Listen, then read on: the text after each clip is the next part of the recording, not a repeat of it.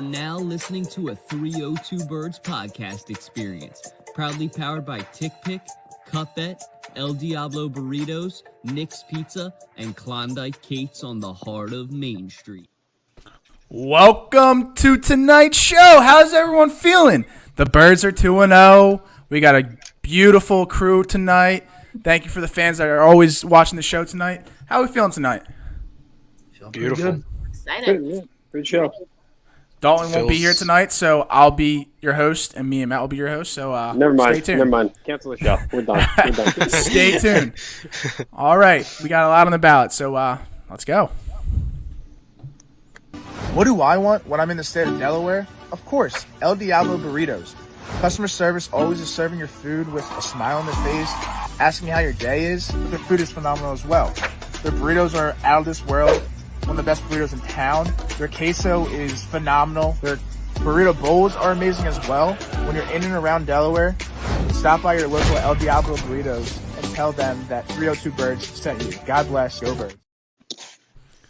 Thank you, everyone. Thank you for El Diablo Burritos for that sponsor. Tonight we got Sean Redmond. How you doing tonight, Sean? I'm great, man. 2-0. What better way to start a week? Exactly. I mean, hey, ugly wins, but hey, it's still W. You know what I mean? What do you got for us tonight? A win's a win. I mean, it's pretty simple. Let's get straight to the point. We lost both our coordinators last year. Off the bat, what do you think of Sean Desai's performance as a defensive coordinator and Brian Johnson, you know, how he's adapting? Just where's your head at on our coordinator so far? So I'll take it first. I'm liking what Sean Desai has brought to this defense. We're not going to mention who. He's doing a hell of a lot better job than the guy we had last year. I would like to see more pressures. I feel like, as we've seen last season, by bringing more pressure, we cause a lot more turnovers. So I'd like to see more of that. Brian Johnson, interesting playing calling. But I think, I mean, I miss Shane Steichen, but I think so far so good. Can't complain. 2-0. To back off that, I mean, Desai has done, I guess in my mind, a pretty good job. He's lost a lot of defensive players going into week 2, and they still pulled out the dub. I mean, they let up a lot of points, but the offense wasn't helping too much there at the end of the game. Punting the ball and, not turning the ball over, but, that wasn't helping. They weren't putting points up on the board like they needed to kind of keep that game kind of afar. Week 1, low scoring game, but they kept them off the board enough for the offense to be able to take home the win. So I'm more worried about the offensive coordinator. I don't know if it's a play calling thing. I don't know if it's defenses kind of surprising the Eagles with, looks that they haven't seen. All I know is that the offense has seemed boring the first 2 weeks. It hasn't seemed explosive like it was last year. And I don't know if that's more to do with his play calling or if that's for if that's to do more with the defenses that we're seeing. But we'll dive more into it later in the show. Yeah, totally agree with what you guys have said. I think so far I am definitely more impressed with Sean Desai than I am with Brian Johnson, but that's just my opinion, and we'll see how the next couple of weeks go, and hopefully once we get some traction underneath us, we'll kind of really get a truer indication of how they're faring in Philly. Okay. I agree. What is there to disagree? I mean, yes, we could do better. We got the dub. That's all that matters. I mean, hell of a lot of players injured. We do play zone a lot, which I would like to see a little bit more man. I mean, given those under routes, Hawkinson 7 of 8, 66 yards and 2 touchdowns. I mean, are we gonna let that happen with Travis Kelce when we play him down the line? Now is the time to make the errors. Let's correct them. Let's get down to nitty gritty in business. But as always, go Birds. Appreciate you, Sean, coming on the show. Hopefully you'll come on more often. Have a good night, buddy. You too. Thank you. Thank you. Great. Thanks, Sean. Thanks, man. Oh, my voice is gone. Moving on up, we got the Phillies. The Phillies are kind of shaky at best, but they're winning some games. They got killed last night, but let's talk about the Phillies. Time for Phillies talk with Ballpark Tommy. Finger stitch. And tonight we got a fan favorite, Casey Baker. Love that kid. Is he? Is he? I think so. I mean, think I so. love Casey too. Is that like a known thing though? I think so. I don't know. Casey, how you feeling about these Phils lately? See, I'm feeling a lot more optimistic than you, Jack. We just went through our hardest stretch of the season. Yeah, we didn't play great, but we played 500 in baseball. We're still in the top wild card spot, and we have the Mets for 7 games over these last 10. Yeah, Casey, I'm right on board with you, man. I mean, we took 2 of 3 from the Braves on this road trip. I mean, we're 6 on 4 on the road trip. I can hypothetically see us clinching a playoff spot by probably like as early as like next Wednesday, which would be, really great for me, so I can sleep at night and not have to worry about Phillies, blowing up in the last week and nothing happening. But I'm feeling pretty good about it, man. The offense is looking good. It seemed like today Castellanos was kind of playing with a vengeance on his back, man. Like it could have been. He just came out. He had 2 home runs today. He threw out the batter in 9th inning to send him into extra innings. It was a great win today, and I think they definitely needed it. Yeah, no, totally. I totally agree with that. Yeah, I wasn't really watching the game because I was at work, but yeah, no, I know Castellanos had a really good game, and Aaron Nola pitched wonderful. He had like 6 innings pitched, no walks, 8 strikeouts, 2 ERA.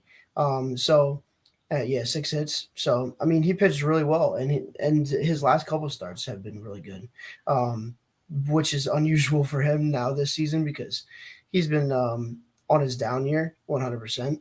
But yeah, no, these next couple games are the most important to win these games against the Mets because of how bad they actually are. But yeah, so you got to make sure that you clinch the spot in the wild card, get home field advantage, and get moving. Yeah, I was so excited that we won 2 of the 3 of this Braves series. I was nervous that we were going to lose all 3 of them. So the fact that we got those 2 is huge, for sure in the long haul here. Yeah. Casey, how do you feel about? Oh, go ahead. Go ahead. No, sorry. I'm just saying I think we're set up very well for next week. Suarez has pitched very well. Walker's pitched better as of late. And with Wheeler coming on as well, he's pitching like the AC should be the last half of this year. So I'm excited. I mean, nobody wants to play us in the playoffs, especially at home. We have probably the best home field advantage in baseball. Yeah, right now I think I saw, as of now, if the playoffs were to start tomorrow, the Phillies would be playing Milwaukee first round. And then they would be playing, if they were to win the division or win the wild card, they would be playing the Braves in the second round. How are you feeling about those matchups? See, the Braves are the only team I'm really worried about. But at the same time, I think we take the Braves in a best-of-5 series, so I'd rather see them in the NLDS and the NLCS. I think anybody outside the Braves, we take in the best-of-7 series. I think Braves pitching staff is just too good to take in 7, but you can sneak up on them in 5 like we did last year. I think we've played them well this year. A lot of our games have been close. A lot of the guys go on the record saying they don't want to play Philadelphia in the playoffs, one, because of the home field advantage is just different, as well as this team's very talented. I mean, we have guys like Trey Turner playing the best baseball of his career right now. He's been the best player in the second half. It's been ridiculous to watch. And when our pitchers get on, it's a show to watch. So I'm excited to see them. They turned it to a different gear in the playoffs last year, and I'm hoping they can do it again. Yeah, I am too. Go ahead. No, I was just gonna say, as the number 1 Phillies guy on this podcast, I watch every game. Major baseball head here. I know all the players. I really like what the Phillies are showing. I just hope come playoff time they keep it up, and the Phillies and whatever team are playing in the playoffs just show excellent sportsmanship, and it's just all around great competition for the fans to watch. I think that's what everybody's wondering right now. Is it going to be entertaining? And how's the sportsmanship going to be? But that's just me. But Casey, me and you grew up playing baseball, so we know what we're talking about. Yeah, sportsmanship and everything. Yeah, right? Josh was in the backyard with me when we just had a stick and a bottle cap. We were hitting it. Yeah, playing with our wheels. Yeah, I literally don't think I ever owned a baseball glove Fun fact. No, I own one. I did have one when I was like 6. No, Yeah. you played softball one time. Not on a team. We did that at Mount Olivet. Yeah, no, I'm I'm the only American that never excited played for soccer and this baseball. upcoming playoffs. I am super excited for the playoffs just because of the fact that the script is very similar to the script like last year. It feels like everything's playing out the same. It feels like deja vu. We were kind of hitting our stride later in the season. I feel like these next 10 games will really be a tell against Pittsburgh and the Mets. I think if we can get hot and ride that wave into the playoffs, I don't see why we can't do what we did last year.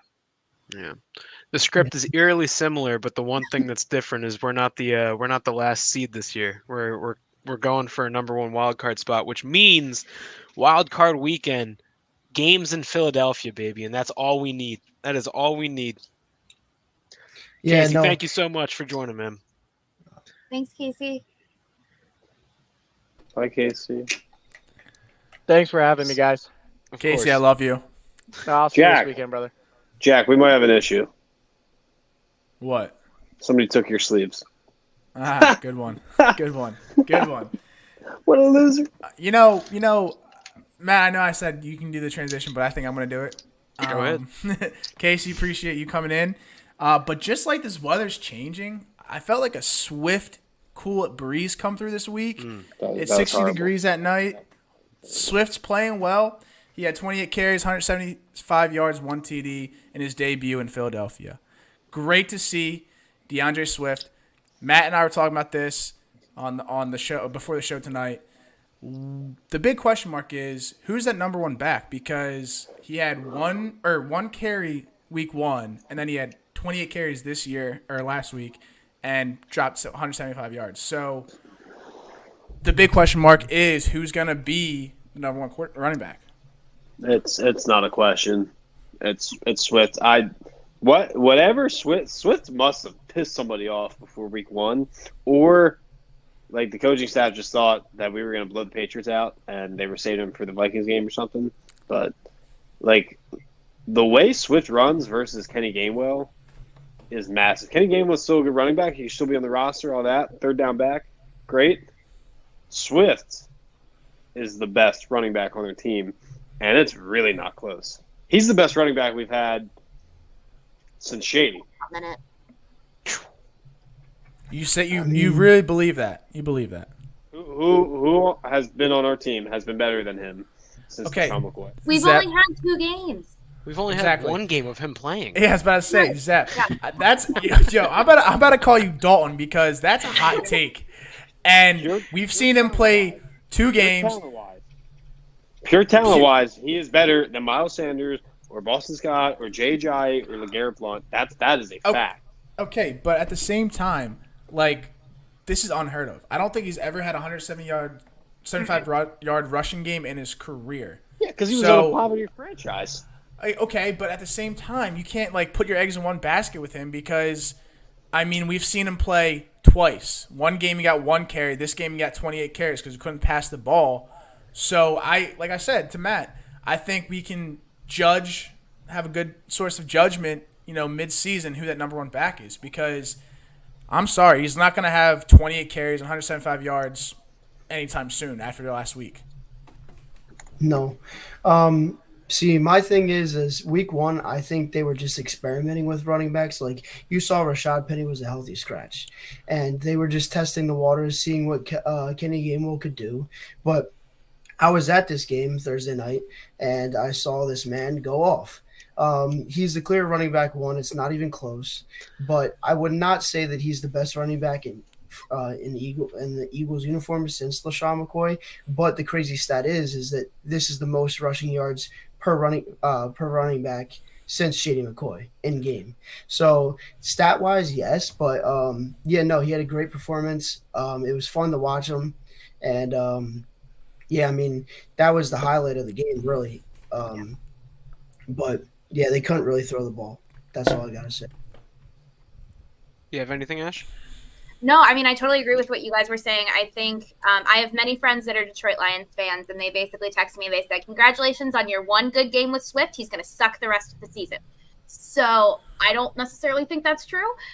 It was so fun to see him play so well, but I think he's easily our number one right now, but we need to see more of him consistently to see. Obviously, he's not going to be able to keep these stats up all the time, but just to see consistency from him, because I think we've had so many people that are just so roller coaster like and up and down. Yeah, like I really still think Gainwell's going to be number one, and here's the reason why. Yes, Swift had a career game. He lit up the stat board. I mean, he had 28 carries, 175 yards, 173 or whatever, a touchdown. But if you look at how well the offensive line played last game compared to the game against the Patriots, anyone that was running the ball behind that offensive line was going to get 175 yards. The holes that were there were so big. Like, they were just like, I could even get 175 yards running behind that offensive lineman. Like, they were like, he had the biggest gaps for him to just kind of run straight through. Like, it was easy for him to get 175 yards. It wasn't like he was, cutting up the field and breaking people's ankles on every single run. Like, he had just open field in front of him every single run. And I really do think if Gainwell was back there, he would have had just as good of a game because of the defensive game plan that the Vikings kind of presented them. They didn't want them to throw the ball, like it was run the ball, like beat us on the run game. And they did. They destroyed them on the run game. So yes, I think Swift had a great game. I'm not going to take that away from him. He had 28 carries, 175 yards, 1 touchdown. But I think any of our running backs could have. If you looked at, Scott, and if you looked at Penny's carries, per yard or yards per carry, they also had 4 or 5 yards per carry. So it wasn't just Swift. And I think if anyone had the opportunity to do so, they would have had just as good of a game. That's my stance on it, though. So props to the offense. Yeah, no. Also, I want to say, I just think Swift looked a lot quicker than Kenny Gainwell, 100%. Yeah, he just looked really good. He had a masterclass performance, and that's what you expect. Like he said, the offensive line really played well. So hopefully that keeps it up, and hopefully they could get this offense rolling. Yeah, Matt, you're right. Like, anybody's going to go off. Like, the offensive line played great. And I like Kenny Gainwell a lot. I'm excited that we have both on the team.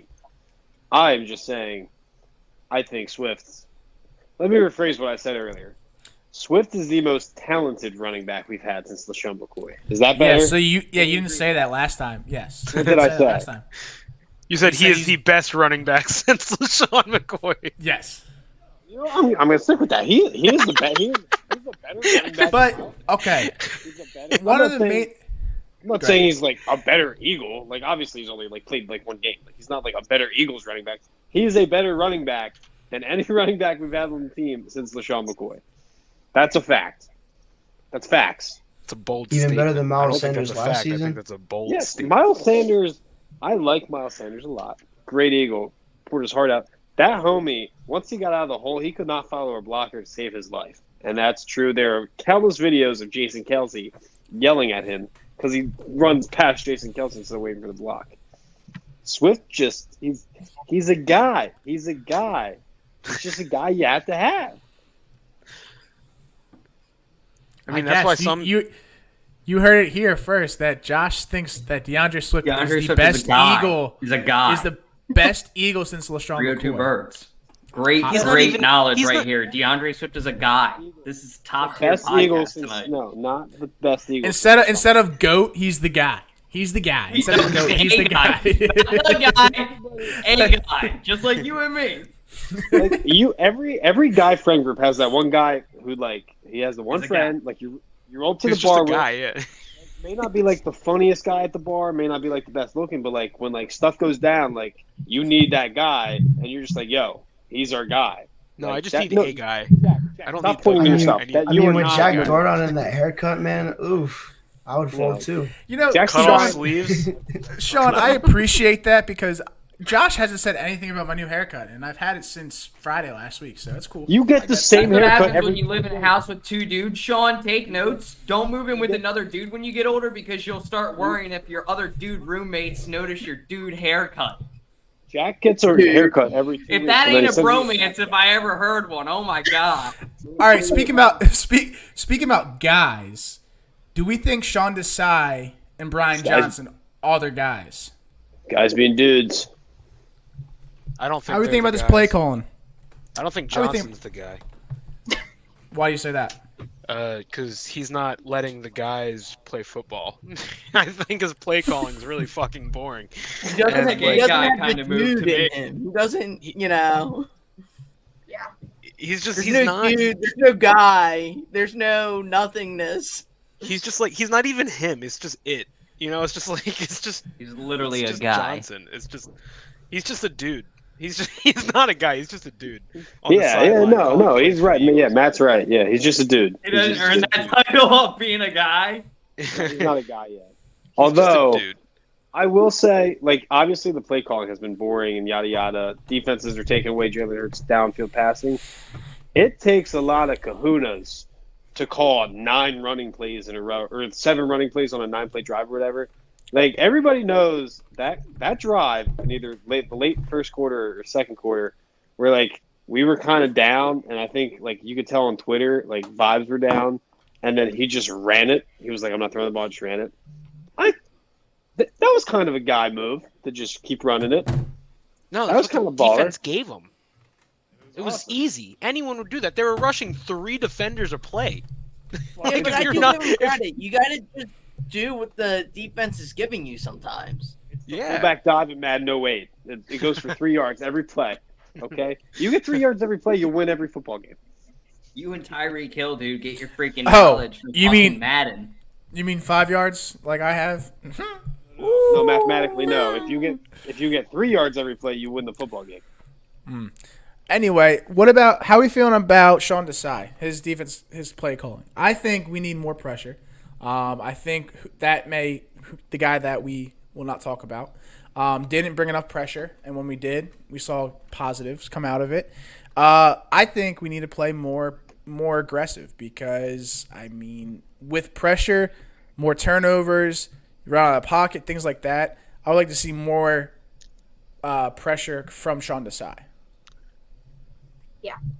I think it's less of a I have not enjoyed the offensive play calling at all. I understand that the preseason we kept it vanilla. There was a reason for that, but I feel like we've kept a lot of the vanilla play calling into the regular season, which is what I was hoping not to see. However, I think it's looking more positive on the defensive side of things. But pressure would be the main thing that I think we need to increase upon because pressure works, especially for a lot of the teams that we have coming up. Those quarterbacks may not be as strong, and those offensive lines may not be as strong. So if we can apply more pressure, hopefully that will lead to positive results from the defense. I think the word I would use for the offense has been shit show on wheels, and I mean that as an endearing term. I heard Tom's favorite. I was almost going to airplay a picture of Tom and his best buddy Donovan McNabb on the screen for him tonight. From WIP came on, and he said something like, hey, give it some time. And I thought that this was an interesting perspective because he's somebody who's been in the position of the Philadelphia QB. You know what I mean? Like, when you think about, like, top 10, like, most annoying jobs in the world, being the Eagles quarterback has probably got to be up there. Like, we're some annoying people. We expect a lot. We know it at least. But, like, it takes a big set of kahunas, as Josh said earlier, I think, to be the Eagles QB. So I think I love that. I love that too, Josh. But anyway, I like that McNabb went on there and he basically said, hey, give it some time. You've only seen 2 games. You don't have a big sample size yet. And these 2 guys are just getting used to each other. I don't think it clicked right away like it did with Shane Steichen. But it didn't click. Shane Steichen. Yeah, so you had a whole season, right? Because that whole season with the Falcons, he was our offense when we beat the piss out of them the first game. And he wasn't calling the plays. It was Sirianni, but So still. that was the problem, yeah. Yeah, it took a season to get into it. Moral of the story, give it some time, give it some patience. I think if we get to like give me, I would say, we've seen 8 quarters. If we get to 10 quarters, so by halftime of the next game against the Bucs, and we still offensively have not put it together, which we have for a half now, then I'll be worried. I will say, Matt, I think this is what you're about to say. I don't know. Could be wrong. We're talking about it. We were talking about it tonight, and it's like I think this game the Eagles will come out on all cylinders because, like Matt has said when we went live before the show, like, okay, we played in the shitty rain week 1, right? And then on the road, and then we had 3 days of practice and rest, and then we played Thursday. So the fact that we have 11 days now of rest, I think we're going to get all the kinks out on offense. The offense we're going to start gelling well. Same with the defense. I really think we're going to come out firing on all cylinders. And it was 2 Belichick defenses, right? Right. Like Ryan Flores calls Bill Belichick's defense. So, yes, Matt, the teacher picks you. No, I mean that's exactly what I was gonna say. Is son of a bitch. I mean, Jack, you read my mind. It was basically Jack's a genius. 3 days off. 3 days off in the NFL is not that much, and especially week 1 to week 2. Like, they didn't play a single preseason snap, any of these starters. So it's like they got out there week 1, played in the shittiest conditions one could imagine on a turf field. They lose 4 guys on defense, or 4 guys, 4 total starters to injuries. And then they go out there on Thursday and they put up 34 points. Like, when was that a bad thing? Why are we saying that they're not? Like, 34 points, man, is a good amount of points. Like if anyone else did that in the NFL, it was like, wow, like they put up 34 points week 2. And here we are, we're Philadelphians saying, what the fuck are they doing? They're not throwing the ball. Like, it's just like, we have to bring ourselves down to earth sometimes and be like, you know what? Like, 34 points is a good game. Like, they had a good game. They put 34 points on the board. Yeah. Yes, it was not the most. It wasn't the most pretty way, but they did it, and they had 4 turnovers on defense. Yes, the Vikings didn't know how to hold a football, but they still had 4 turnovers on defense. They had a good game. And the reason that they weren't winning by more at the end of the game is because they chose to just run the shit out of the ball in the last, quarter and a half to kill time. And they were okay letting up points because they had the lead. So that's really good. I don't know. Like, I feel like we're reading way too much into it. Like, I think they had a good game. It's not like a week 2 game, Matt. You're right. That's like a week 1.5 game. Yeah. Like Matt, Thursday night of week 2 might be the worst schedule. That might be the worst game to play all season, scheduling wise. Unless it's one of those ones where you have to go across the pond and stuff. That sucks. But the European games, don't even get me started on those. But those should be illegal. But yeah, one thing to Matt's point is, I just want to say real quick, the Eagles haven't had a game where they haven't not put up 20 points offensively. I think in the past, it's been a while. It's been I want to say close to 7 or 8 games now, at least that I can remember. Correct me if I'm wrong. It's been a probably while the Saints game with Minshew is probably the last one, I think. Yeah, that was ass. What were you saying there, Sean? Sorry. Yeah, I was saying they're getting to a slow start and stuff like that, but they're still figuring out how to win these games. So I think about it this way: they're 2-0, a bad 2-0, well, decent 2-0, I should say.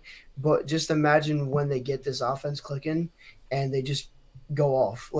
It's going to be a sight to see in the NFL. That's just my opinion.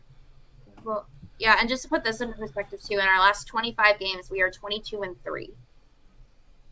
That's pretty impressive. Yeah. Okay, if you think about that, last 25 games, we are 22-3.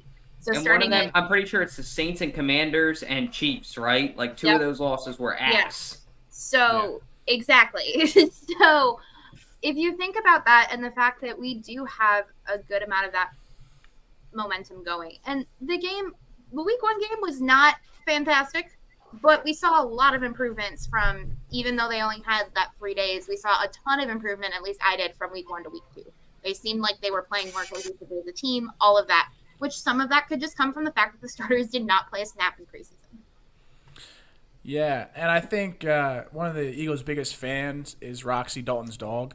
Speaking about dogs, where's Nolan Smith been? I know he's been on the special teams, but we haven't really seen him play that well, or we haven't seen him play that much this season on defense. So what is the case there? Like, why don't we see him more often? He's just behind good starters. That's it. He's behind Reddick. He's behind Brandon Graham. He's behind Josh Sweat.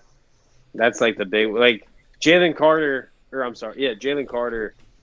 Like that was a position we needed filled right away. I think this says more about the Eagles' edge rushers than it does about Nolan Smith. I mean, I think everybody knows he's going to be a beast, right? And I think it's just depth.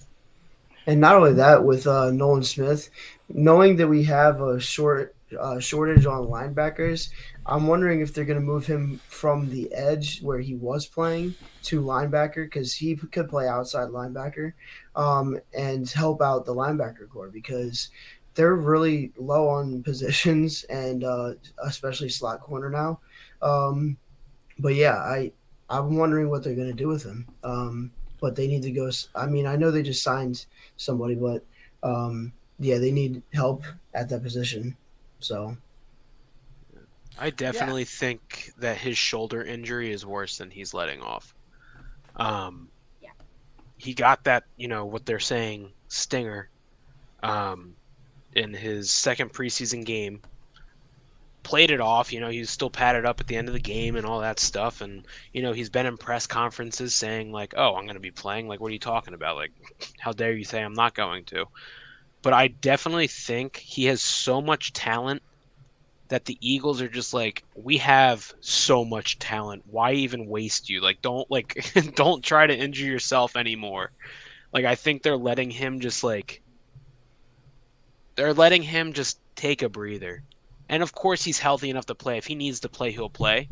But I think his shoulder is definitely more kind of extreme than we as fans have been led on to believe.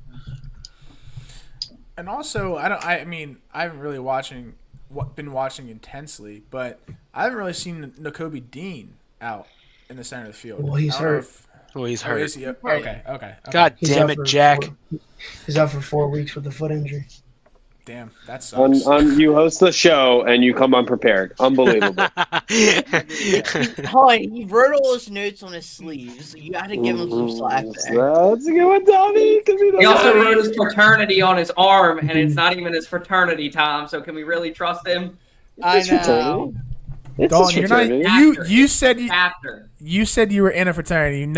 You lasted 2 weeks. I was in a fraternity. I'm not still in a fraternity like you are. That's the difference. But didn't your fraternity get shut down in 2 days? It did, but his statement is still factual. He was in a fraternity. Tom, see? Yeah, me and Tom are reading from the same sheet of music tonight. Yeah, I guess so. Sleeves too, I guess. But one thing that kind of concerns me is your lack of sleeves. No, yeah, that too. But we saw some kind of frustration on the sideline, okay, with A.J. Brown and Jalen Hurts. So who is really our number one receiver? Is it Devontae Smith or is it A.J. Brown? It's A.J. Brown. He's just not getting the ball. He's getting double covered every single time. They're figuring out ways to guard A.J. Brown. And I get it. He's not getting enough targets, but it's also Brian Johnson not calling these plays. So I think they'll pick it up. There was a deep ball last game to Devonta Smith, but A.J. Brown's the clear number one. Can I think they're blowing it out of proportion? I feel like people are blowing this passionate conversation that was had on the sidelines completely out of proportion. I don't think it needs to be made as big of a deal as it is. There are multiple things that played into Brown not getting, in my opinion, enough touches on Thursday. But that does not mean that there's anything going on there. I've read way too many news articles about them saying are Jalen and AJ okay. I'm sure they're fine. It's just a simple passionate conversation on the sideline. So I definitely feel like just because he was double covered pretty much the entire game on Thursday. But I don't think it's a question. I think AJ Brown is our number one back. And obviously, week 1 it was a shitty weather, so we couldn't really throw the ball, right? And then, like you said, Ashley, they're double covering AJ Brown on week 2. So I personally think AJ Brown is still the number 1 receiver. As you saw, they tried to go to him, got called back twice for a holding from Rashad Penny, and then missed pass interference. So I think, I think AJ Brown is very passionate about what he can do, and the fact that he wasn't getting targeted as much as he wants to against the Vikings, I kind of played into it. But I think he still is our number 1 receiver. I mean, Devontae Smith. That's the beautiful thing about these Eagles. Our receiving core is phenomenal. We got Quez Watkins, we got Devontae Smith. Quez Watkins, bro. Quez Watkins is really the first person you go to. But my point is, as we saw with Devontae Smith, if somebody gets double covered, we're having another receiver wide open, and we saw Devontae Smith pop off. So Alamod Zacchaeus. Damn it. My dog. Quez Watkins might not even play Monday night because he was hurt last game. So I like Quez Watkins. I don't get it. Can I play devil's advocate real quick? No, sure. This pissed me off. Like, this was not what I want to see as a fan. I heard a rumor, I don't know if it's true, but that DeAndre Swift as well did this. If that's the case, and if that's true, Jalen Hurts just can't catch a break. Now, it also could be what Ashley said, too. I do agree with Ash. It could be, hey, we're blowing it out of proportion. Honestly, you know who may be blowing it out of proportion? Nick Sirianni. It could have just been, like Ashley saying, a simple conversation between A.J. Brown and Jalen Hurts. Okay, whatever. Bada bing, bada boom. A disagreement. Just friends talking, passion. Nick Sirianni is what really threw me off. The fact that he came over and he had to separate them. Maybe that's Nick Sirianni exaggerating, but if Nick Sirianni had to actually come over there to separate them, that's a little bit of a red flag to me. The one thing that I will say that's good about this, let all this shit happen in the beginning of the season. Can I get an amen to that? Because I don't want any of this drama come December or January when these games really count. If there's a time that I want this stuff to shake out, it's right now. So at least I'm thankful for that. This never would have happened when Jordan Matthews and Nelson Aguilar were on the team. I'll just say that. I think this is ridiculous. But would either of them have caught the ball? No. Josh got some jokes. Hey guys, Jordan Matthews was a good running back. I think he could have been the best since LaShawn McCoy, actually. Yeah, exactly. He's a wide receiver, so. Jordan Matthews is a tight end now. All right, fun fact. Tight end now. Oh wait, who am I thinking of? Who's the other? Ryan Matthews. I messed up. Legion of Zoom, and then Frank Gore was like. Frank Gore was old as shit when Wait, that but happened. I want to comment on this real quick. Oh, go ahead, Sean. I mean, if you look back at it, like, Jalen Reagor was easily the best receiver in franchise history. Like, all right, get this guy on the screen. All right. So, I definitely think the Eagles are primed to take Devontae Smith over A.J. Brown. I definitely think A.J. Brown in his last year of his contract is going to be used as a trading chip. Devontae Smith, man, is so, like... He's so smooth with it, man. Like, he just kind of moves across the field. He just kind of like fucking like is that dance to him. Oh is that the drinks talking? Oh, feeling all smooth. It's like that. Over there. When you watch him run, it is so like, it's just awesome. Like he is a clear number 1 wide receiver on 28 out of the 30 teams in the league. Like he is. It's not a hot take. Who said that was a hot take? No, I just. It's a hot take. I would hate to go to a wedding with Matt after seeing those dance moves. No, but I mean, like, no, seriously, like he is a very good wide receiver. Like, and I think this year he could have more yards and more targets than AJ Brown. I definitely think it could happen. Mm-hmm. Yes, I thought it would be last year. You thought last year? I was thinking it would be last year because what you're saying, the whole double teaming factor. Well, I yeah, mean, and it makes... I'm not even saying double team. I'm just saying last week he cooked those cornerbacks. Like he just burnt. Like I didn't even know he had that speed. In all honesty, that was like he was taking the top off of it. Like he was just blowing them out, dude.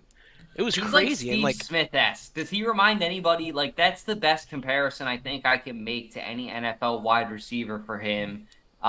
It would be Steve Smith Sr. from the Ravens. If you guys and Panthers, of course. I just remember him on the Ravens because that was a close team. But he has that like plays like he's 6 foot, and that's why if you're keeping one of these two guys, I'm keeping Devontae Smith. Same thing in a couple of years. Yeah. Because A.J. Brown will be a little bit older. I mean, of course, I want to keep both of them. But when push comes to shove in a couple of years, and you're going to have to keep one of them, and I know fans don't want to talk about this. I don't want to talk about it. Nobody wants to talk about it. But if you have to pick one, you should realistically pick the younger guy with more talent. And that's no disrespect to A.J. Brown. It's just when you look at what Smith does, so much ability at route running. I mean, it makes sense that he's going to be targeted more than A.J. Brown because, as you saw, Josh, pause, okay?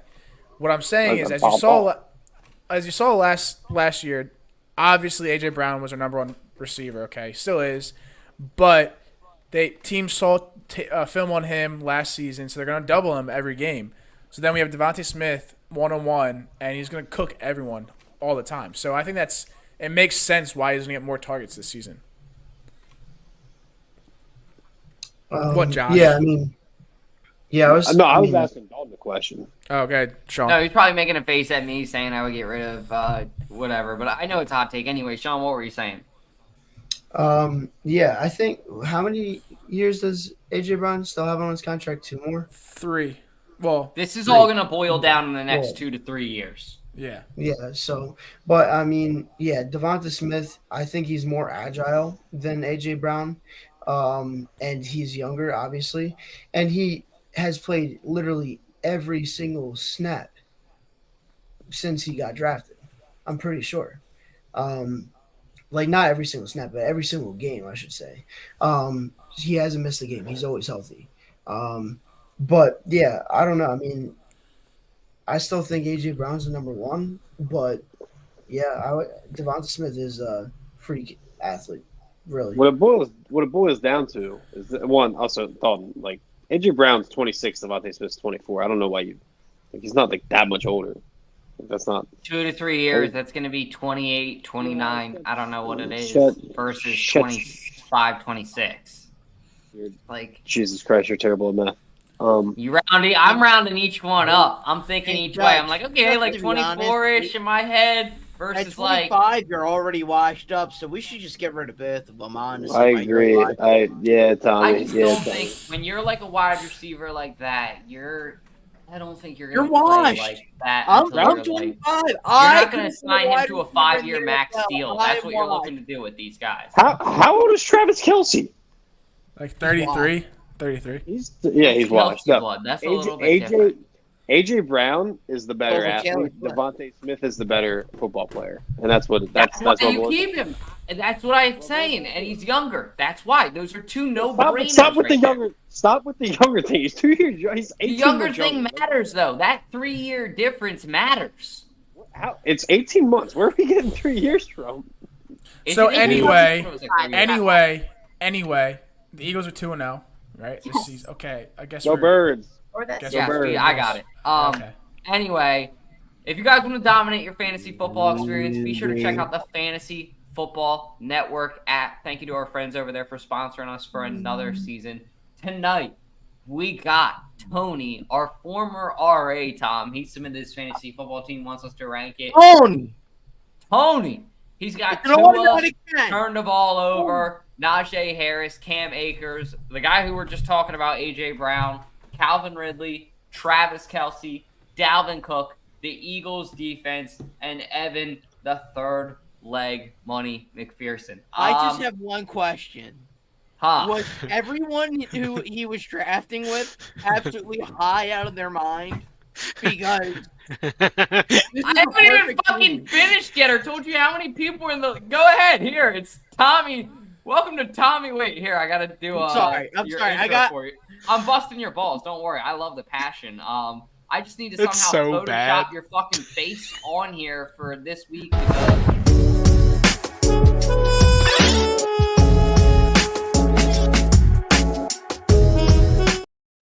Now, just remember or pretend that was Tom. Just know that Tom doesn't have the new school helmets. He has the old school Leatherhead helmets.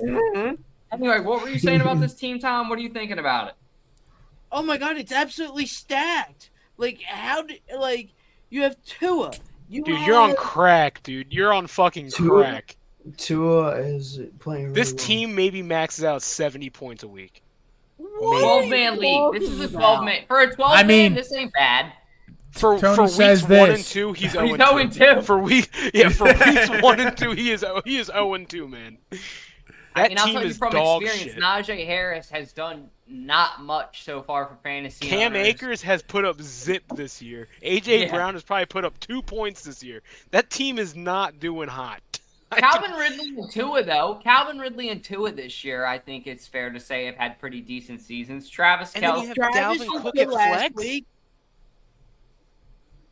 Dalvin Cook at flex. I mean, that Dalvin Cook has not done shit this year, man. We got The Eagles do defense, better which than gave this. up like 23 plus points the past 2 games. I mean, It's you just can't not talk a good shit about. team. You can't talk about the shit about the Eagles defense because I kind of cooked Matt with the Eagles defense. Not gonna lie, this last week. Here we go. By 20 points. Yeah, Rough. let's give a little update on that. But I'm gonna give a rating of this team for a 12-man league. Your circumstances are not defined by your record, Tony. That's what I would say to you. You will have a better season, I think, as time goes on. I hope.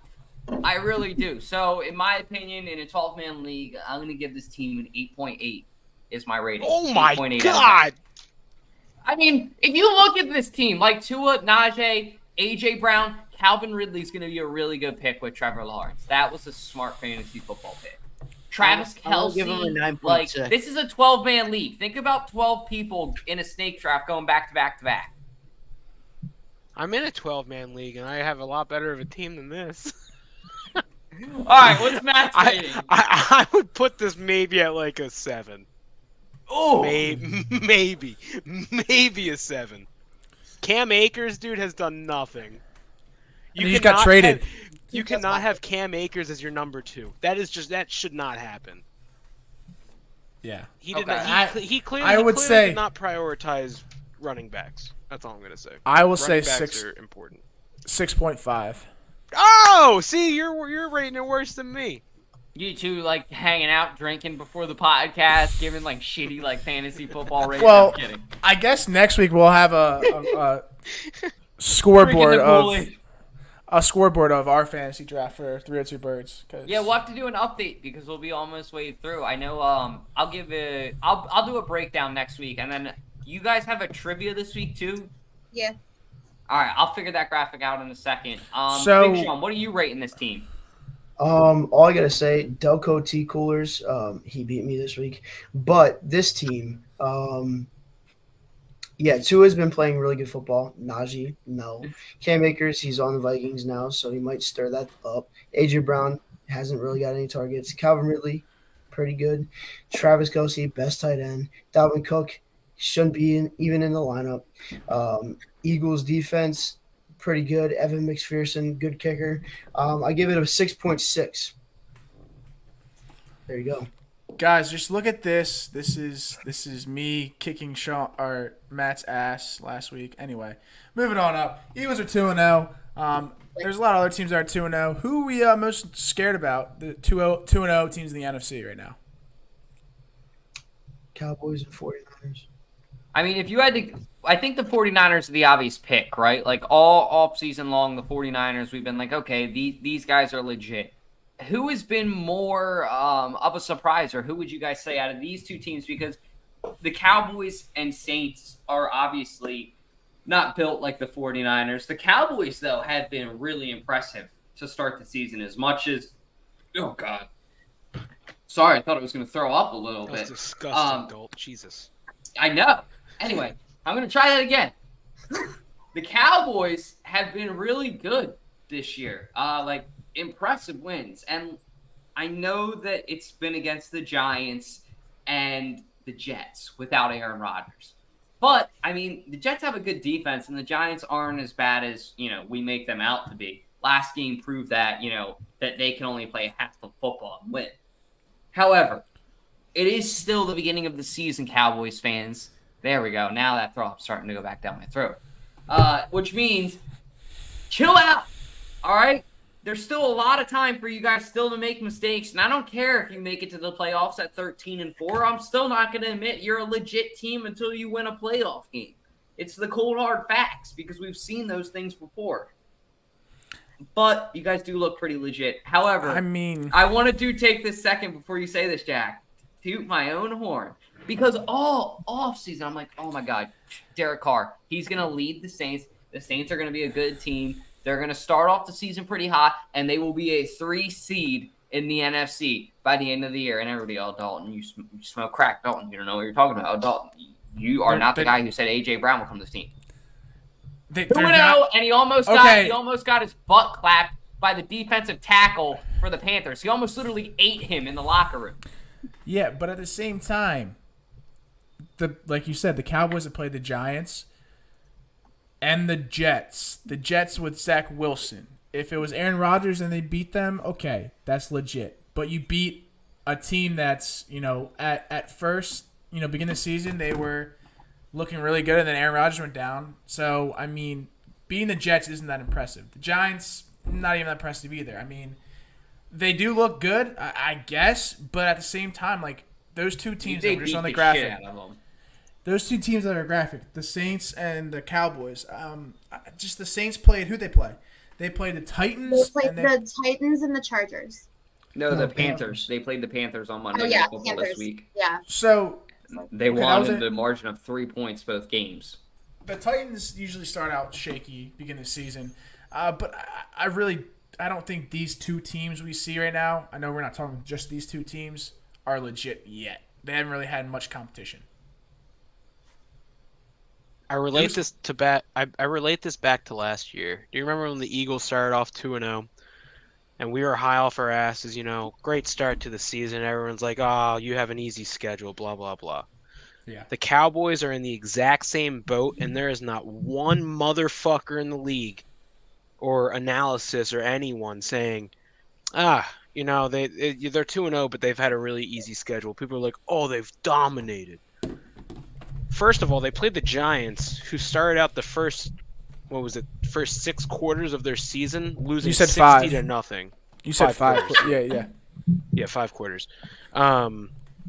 Which is still embarrassing. You should never the fact that you can't put up a point in 5 quarters and lose 60 to nothing is very embarrassing. Yes, they won the game, but it's again against a team that everyone at the beginning of the season was saying was the worst in football, and they almost lost. Okay, that's the Giants. The Jets, all they have going for them is their defense. And their defense looked terrible against the Cowboys because the offense was doing absolutely nothing. The offense was on the field for probably, I wouldn't even say a quarter of the game. It was the defense on the field the entire game. It was just the defense didn't have a rest. So that's my defense for the Cowboys. I don't think they're as good as they look. Yes, their defense has put up a lot of turnovers and whatever, but they don't look that good. I don't know why we're comparing the Saints to the Cowboys. Cowboys are clearly better than the Saints. I'm going to just put that out there. But I'm more scared of the 49ers than I am the Cowboys. The 49ers have picked up right where they left off with Brock Purdy. And they're beating teams, and they're beating them pretty badly. And I think they're more convincing wins than the Cowboys wins. Anyone else? I got nothing else. I love Jeopardy. Jeopardy's my favorite thing. Let's kick it to Jack's trivia of the night. I got you. Give me 1 second here. Time for everybody's favorite part of the show, 302 Trivia, with your host, Jack Dordan, the mayor of Delaware. Thank you to Tick Pick for that sponsorship. Tonight's question, I got an easy one for you guys because Matt was a little complaining about last week's question. It was too hard. I won. I got it right. I know, but you said it was too hard.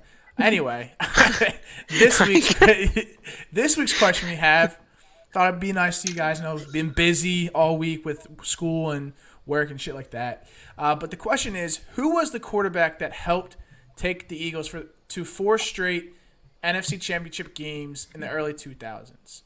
Who was the quarterback that helped take the Eagles to 4 straight NFC Championship games in the early 2000s? A, we have Kevin Cobb. B, we got Jalen Hurts. D, we got Don McNabb. I'm sorry. C, we have Don McNabb. And then D, Mark Sanchez. So Easily Kevin Cobb. We'll give you the answer. We'll give you the answer at the end of the show. But pull up the leaderboard right now. What we got cooking? So, as you see, fans with 2. We got Matt with 4. We have Tommy with 4. We have Dalt with 2. Josh with 2. Ash with 4. And Sean. Are you okay over there? You sound like you're struggling with counting numbers there. No, I couldn't see it. I couldn't see it at first. So I just make it big. Dang, Junior. You got through it. Not every episode that Tom roasts Jack. Hey, Jack. It's an outro, not an intro. No, not yet. Not yet. Don't even take that. I don't want to lose his shit on you, Tom. It's gonna have to whip your ass or something. Anyway, down on the we still have one more. No, we don't. Yes, oh yeah. I was forget. gonna bring this up, but Tom just is being a fucking asshole. So, how are we feeling about this week 3 matchup with Monday Night Football? One of the 2 games on Monday night. We got the 2-0 Eagles versus the 1-1 or 2-0 Bucs, right? Because they're 2-0 as well. They're 2-0. Yes. Yeah. So how are we feeling about this? I think we kind of hit on it previous in the show. Like, I think the Eagles are going to be playing out of their mind this game because the past 2 weeks we played in shitty weather, and then we had 3 days off, and then we played on Thursday night. So I think this should be a game that we see a different Eagles team. And I think the Eagles were going to win. I think obviously they're going to win. But let me tell you, Baker Mayfield is looking pretty good this season with the Bucs. Look at Tommy. Baker Mayfield, man. Baker Mayfield. That's what you just said. Dude, he's not Mayfield, man. He is midfield. I've never heard midfield. I've never heard that. Dalton literally said it on the show the last 2 weeks. I've been calling him that for a while. I used to be on the Baker Mayfield train. I loved him. I loved when he would go on the sideline, grab his dick. That was hilarious. He had swagger. He was funny. He was that guy. He was like what Johnny Manziel should have been. But the problem is he fucking sucks at football. He's been pretty good so far. But I think we're in that phase where he's just beating up on shitty teams. I'm afraid that this game, like Jack's saying, this game should be the game where we come out, but unfortunately, it's probably going to turn into a closer game than it should be. The part that I'm not looking forward to, Jack, we are going to have to fucking hear Josh all season long talk about how great Baker Mayfield is, like Jack's saying. Like, Josh loves this guy. Get out the knee pads. He's Josh's favorite. He loves Baker. He loves his swagger. And if we lose to the Buccaneers, we will never hear the end of it. Please, God, don't let this happen. Yeah, I mean, Baker Mayfield has not been playing well at all since he's been in the league. But in Tampa Bay, he's looking kind of good this season. So I think it's going to be a close game. I just think this is the game, like I said, where the Eagles should come out firing all cylinders because we had 11 days off to rest up, get our offensive coordinator squared away, our defensive coordinator squared away. So we should come out firing. That's all I got to say. I think we could take if you're gonna be a betting man. I think you would take the under in this. You're a betting man. I think what's going to happen is you should take the Eagles spread. I don't know what it is yet. I haven't looked. And I think you should take the under in the game because I do think we are going to destroy that team. I think it is going to be a game where the Eagles will run it down their throats, not necessarily running the ball, but I think on all cylinders they're going to destroy the Buccaneers. And their defense is going to be the defense that, we kind of expected them to be. Yeah, we lost Maddox, but everyone else is going to be playing. And I'm very hopeful that we're going to have basically a 100% healthy offense other than maybe losing Kez Watkins, but let's be honest, what's he doing anyways? And losing, Avonte Maddox, which is a big piece, but I think we have good backups to replace him. The Buccaneers are not a good team. I think they're winning games, luckily. I think Mike Evans is getting some sort of resurgence right now. I don't know why he is, but he is. And I think he's one of the top fantasy wide receivers right now because he's just every week he's been putting up like 25 plus points. He's kind of having a crazy year so far. And I just think with 11 days off, the Eagles are just going to come out firing, man. And I think they're going to look a lot more like the team that we expected them to look like this year. So before anyone else goes, the spread right now is Eagles -4.5 and Bucs +4.5. Oh, take it. Yeah. Take the spread on the Eagles. I really think they're going to destroy them. I have not been more confident. Take the alternate spread if there's one. I might take an alternate spread if I can. I know DraftKings sometimes had them where you could pick. I might take 9.5. The alternate spreads we got are 20.5, 19.5, 18.5, 17.5, 16.5, and 15.5 for the Eagles. 15.5 is a lot. I don't know if I'll take 15.5. I'm comfortable with 9. I'm comfortable with 9.5 to say a touchdown and a field goal. I'd be comfortable with. But I don't think I would do anything besides that. Yeah. 9.5 right now is +9.5 for the alternate spread for the Eagles. So that's plus 950 odds. No, 9.5. Like the spread +9.5. So there is an option for 9.5, though. And the odds. No, wait, no, there's not. Yeah, there is. Where is it? No, not plus 9.5. I want -9.5 for the Birds. So that's for the. There is no -9.5. It's only +9.5. It's -9.5 for the Bucs. Oh, I guess it's the exact same thing. I'm just an idiot. Yeah. Anyway, sorry to go on a tangent, but anyone else want to talk about this? No, I think you guys summed it up. Ron, did you want to say anything? I know you wanted to say something about the Bucs. Anything? No, Matt pretty much cleared that up. I agree. I feel like they're going to be firing on all cylinders. That should be the quote of the year right there. Firing on all cylinders. That should be. It should be the theme of the season. It should be a good game. It should be a great game. But I'm just sad that we have to wait till Monday for football. Tampa's probably just going to look as bad as Jack's haircut. Time for everybody's favorite part of the show, 302 Trivia, with your host, Jack Dorden, the Mayor of Delaware. Mayor of Delaware is just catching strays out here. Fuck Tom. I love you, Jack. Fuck Tom for real. The question we had tonight was, who was the quarterback that helped the Eagles win took them to 4 straight NFC championships championship games in the early 2000s? And it's A, Kevin Cobb, B, Jalen Hurts, C, Donovan McNabb, the worst quarterback in Eagles history. D, Mark Sanchez. And Mark. So we're going with the fans right now. We got Tony. Tony said McNabb. And McFlab. That is the right answer. So, for the team at 302 Birds, the ones that got it right are Matt Fredkin. Let's go. Fredkin. Are you fucking kidding me? Sean had McNabb correct. Tom the bitch Salucci had Donovan McNabb correct. I love you, Gordy. Because they met right here. Ash had it correct, and Dalton had it correct. So Everyone had I it know. I correct. took a week off, and now like I don't have a lead anymore. It's stressful. Everyone took No, you still have a tie. You have a tie. So bring up the graphic again for the score, so we can just do it on the show. Yeah, it's not up to date yet, but I know, I'll do it but right after the show. Cool. So anyway, like we said, the fans now have 3. Matt has 5. Tommy has 5. Dalton has 3. Josh didn't answer. He didn't answer. Or no, he did answer. He got it right. He had it right. So he has 3 now.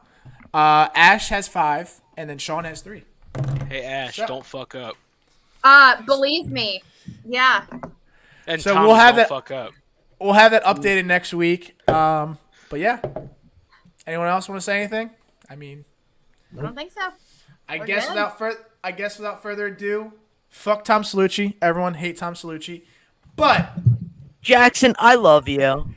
It's I an outro, not an intro. He Hit the stuttered. motherfucking He really outro. thought it was an intro. He stuttered.